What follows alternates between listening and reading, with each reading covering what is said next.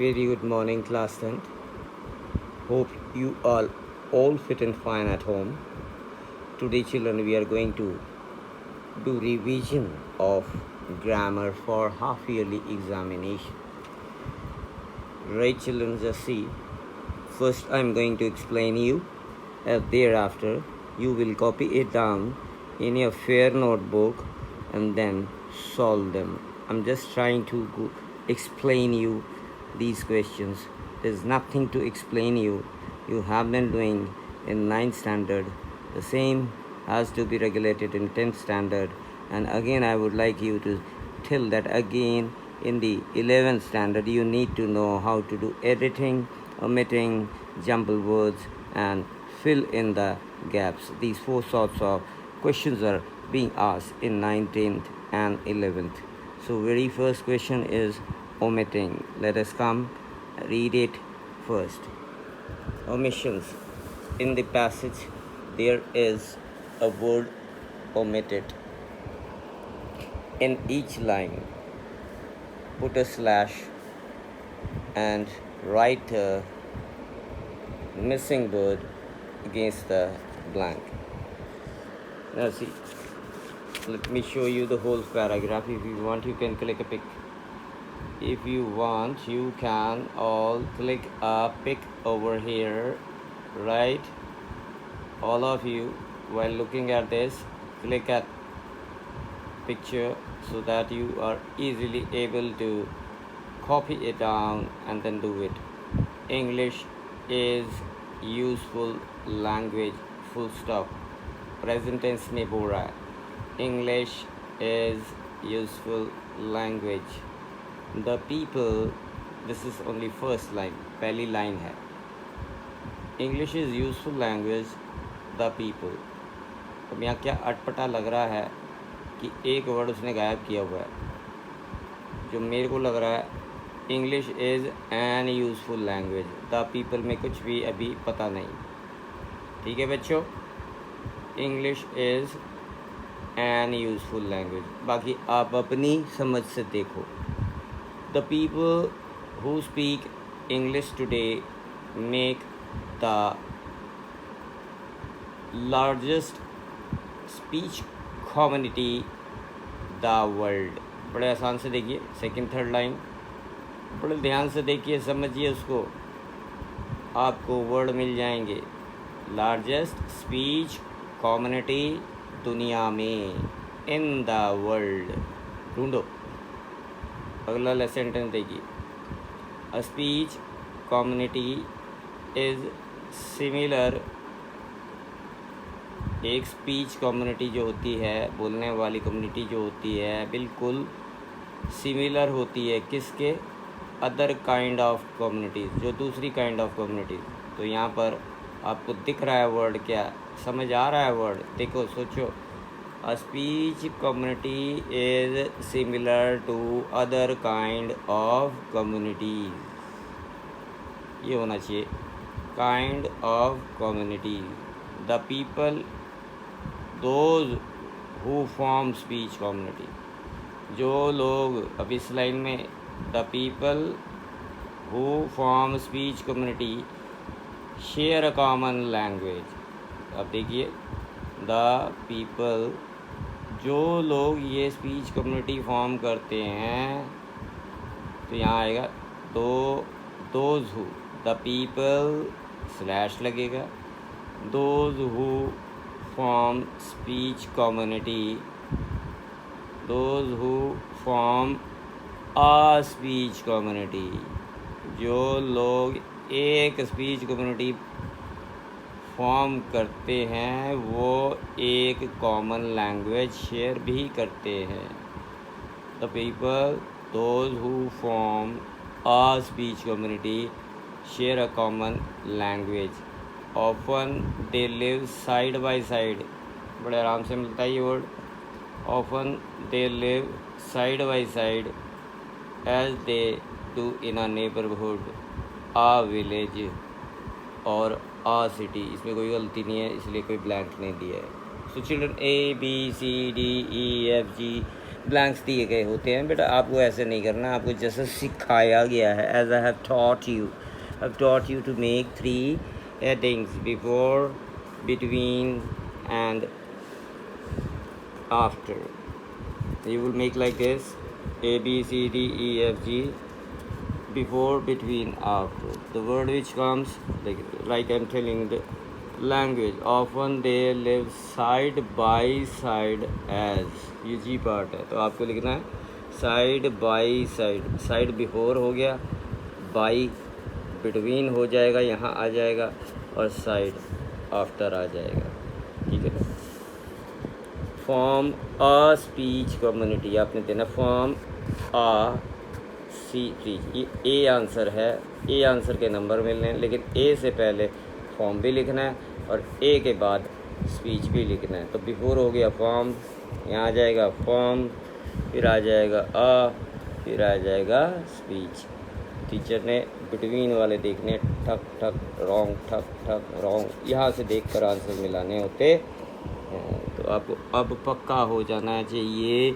Next time की revision या exam में मैंने नहीं बताना है आपको, ये लास्ट टाइम है जो मैं आपको बता रहा हूँ कि आंसर्स कैसे लिखने हैं ओमिशन में. बिफोर, बिटवीन, आफ्टर, ये कॉलम हमेशा ओमिशन आए दिमाग में याद होना चाहिए. झट से बना दो. ए से एच तक है, ए से आई तक है, देखो, या ए से एफ तक है, बनाओ और आंसर्स करना शुरू करो.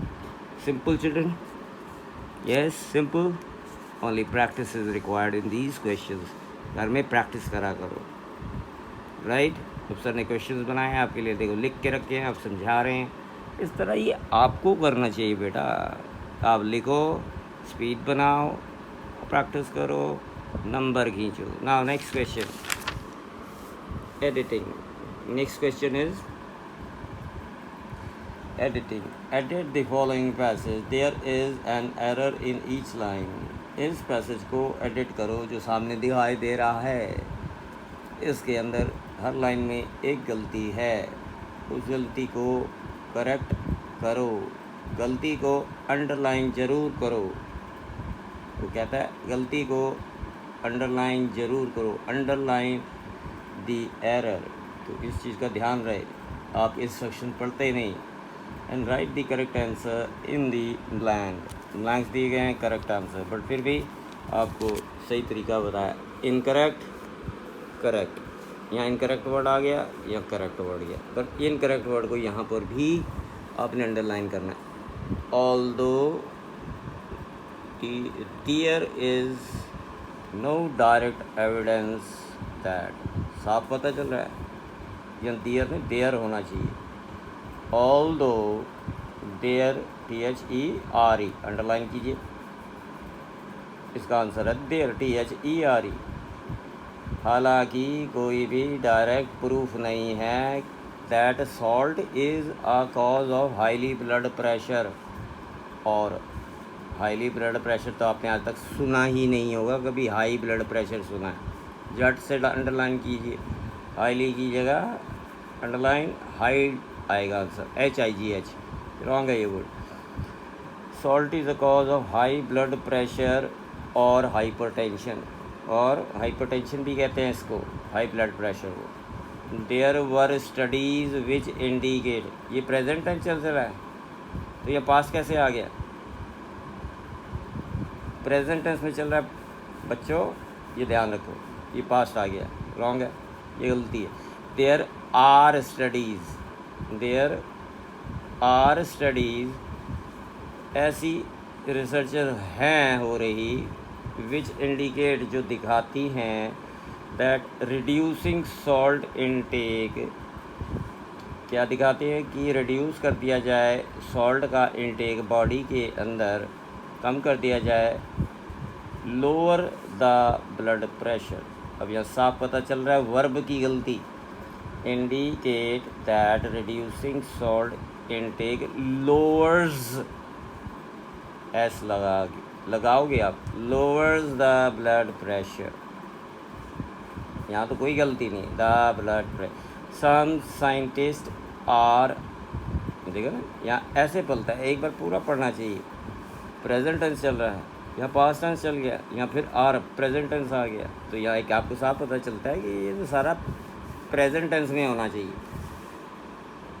अब यहाँ कह रहा है सम, गिनती नहीं दे रहा, साइंटिस्ट आर का मतलब प्लूरल ज़्यादा, तो फिर यहाँ पर एस की गलती है।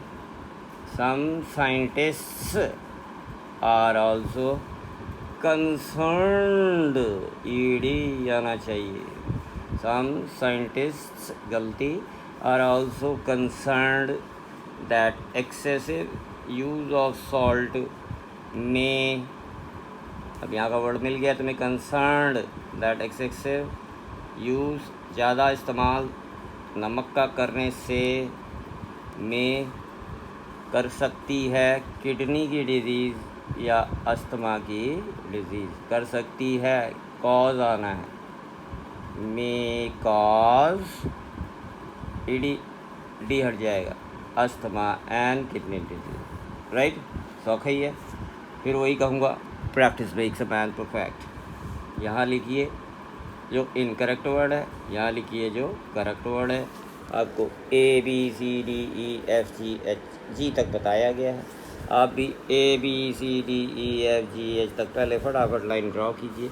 यहाँ पर इनकरेक्ट वर्ड लिखिए, यहाँ पर करेक्ट। मैंने नहीं लिखा, भूल गया, आप ऊपर लिखेंगे इनकरेक्ट करेक्ट, बस 2 वर्ड लिखिए, ठीक है, इनकरेक्ट और करेक्ट। मैं भूल गया, कोई बात नहीं, राइट, मैं फिर लिख देता हूँ अगर कहोगे तो, ठीक, आप खुद लिख लेना। चलो, राइट, ऊपर आ जाएगा इनकरेक्ट, यहाँ आप लिखोगे। चलिए, अब next question comes to look at the jumbled words rearrange to form. नहीं बताएंगे, आपको अपने आप करना है। The post master very lonely, he belonged to Calcutta since felt at first, ठीक है। At first the post master felt very lonely, very lonely, he belonged to Calcutta, ठीक है, समथिंग लाइक, ठीक है, समथिंग लाइक, मैंने हल्का सा बोला है, ऐसा ही कुछ बनाएंगे पर ढंग से करके बनाइएगा। With his means N orphan girl, Ratan shared his village of, बन जाएगा, हर बच्चा ट्राई करे, इजी है। द इवनिंग मील्स, शाम का खाना। द अल्फ़ाबेट ABCD टीचर पढ़ाते थे, टू उसको ही यूज टू हो जाएगा, आफ्टर मीन्स बाद में, खाने के बाद वो उसको अल्फ़ाबेट पढ़ाया करता था। मच अफेक्शन, बहुत ज़्यादा प्यार। For this soon orphan girl he developed, उसके अंदर डेवलप हो गया बहुत सारा अफेक्शन, इसको ही ऑर्फन गर्ल के लिए जल्दी ही। तो आप बड़ा इजीली बना लेंगे, खुद ट्राई कीजिए। अब आया fill in the blanks with suitable words, gaps दिए हैं। The girl dash Lisa after her aunt, the girl dash Lisa after her aunt, the girl was named Lisa after her aunt, full stop। लड़की का, छोटी लड़की का नाम उसकी aunty Lisa के नाम पर रखा गया, तो वाज नेम्ड आएगा, सिर्फ नेम्ड नहीं आएगा, पास्ट टेंस में बन रहा है, was named Lisa after her aunt. She lived, अब पास्ट टेंस चल रहा है, पास्ट टेंस का ध्यान रखिए। She lived with her mother who was a middle aged widow, जो कि एक अधेड़ उम्र की विडो थी, आदमी मर गया था। They dash on what the mother earned as a housemaid, माँ जो थी घर घर बर्तन मांजती, कपड़े धोती, नौकरानी का काम करती। ते डैश ऑन, मतलब वो कमा के लाती थी, खाते थे, क्या आएगा यहाँ, वर्ब है जो आएगा। They lived on what the mother earned as a housemaid, correct ये होगा। They lived on word, the mother earned as a housemaid, full stop लगाया, रुक जाइए। वन डे, एक दिन, she by a speeding car, तेज आती हुई रफ्तार की गाड़ी, क्या वो हिट हुई उसे। One day she was hit, ज़रूरी नहीं है, आपको बहुत सुंदर सुंदर वर्ड पढ़ाए हुए। One day she collided by a speeding car, कितना अच्छा वर्ड है, कोलाइडेड, आमने सामने टक्कर होना। One day she was hit भी ठीक है, she was hit by a speeding car. There were many persons on the road, there बहुत सारे, पास्ट टेंस की बात हो रही है। Were WERE, were many persons on the road, but none came forward to help her, कोई भी आगे उसकी मदद के लिए नहीं आया, कोई भी आगे नहीं आया। सून देयर कियाटिक सीन, क्यास हो गया, गड़बड़ी हो गई, ऐसा कपड़ा दपड़ी वाला सीन हो गया, गया पास्ट टेंस।